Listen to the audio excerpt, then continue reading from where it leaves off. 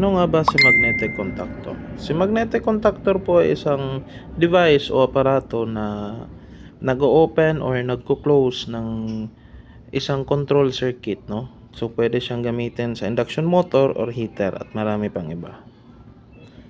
Si magnetic contactor nga po pala ay gumagana sa pamamagitan ng magnetism na siya namang nagko-cause na mag-close ang normally open na line side at load side ng magnetic contactor.